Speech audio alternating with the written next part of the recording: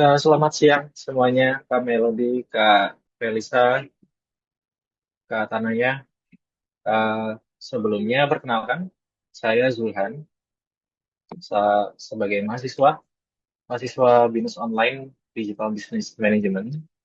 Nah, untuk siang ini mungkin sudah diinformasikan sama Kak Melody ya. Jadi saya mau wawancara sedikit tentang kualitas pendidikan yang ada sekarang.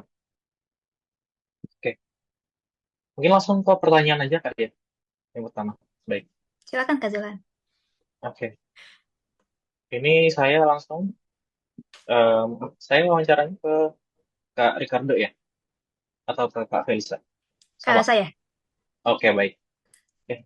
Kak, yang pertama nih, kalau menurut Kakak, kualitas pendidikan di lingkungan pendidikan Kakak di mana? Trisakti ya? Ya, betul, Itu Trisakti. sudah baik atau ada yang perlu ditingkatkan gitu? Kalau menurut saya di lingkungan perguruan tinggi saya itu sebenarnya sudah cukup baik ya. Di Ya. mana dosen-dosen itu memiliki kompetensi akademik yang kuat dan juga banyak di antara dosen-dosen itu aktif dalam penelitian.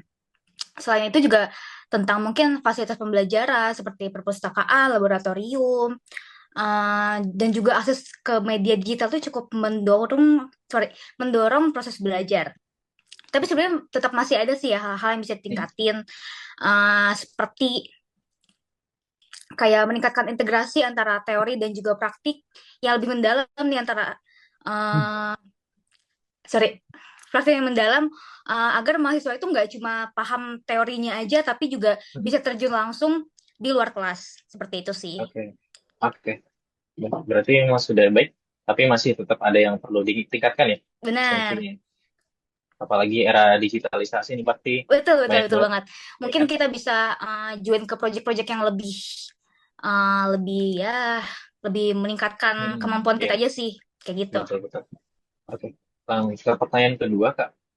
Untuk metode yang digunakan Bapak Ibu dosen sekarang ini udah efektif belum kira-kira? Kalau menurut saya sih di lingkungan perkuliahan Trisakti itu sebenarnya sudah eh, efek cukup efektif lah kalau dibilang. Jadi mereka tuh lebih mengkombinasikan antara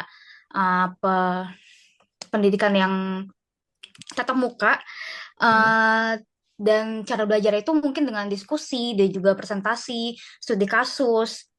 Jadi mereka juga menerapkan pendekatan problem based learning dan juga blended learning. Dan menurut saya Oke. metode tersebut tuh udah cukup efektif karena dapat mendorong mahasiswa itu untuk berpikir kritis dan juga aktif. Jadi nggak cuma dengerin aja nih pemaparan dari dosen secara pasif.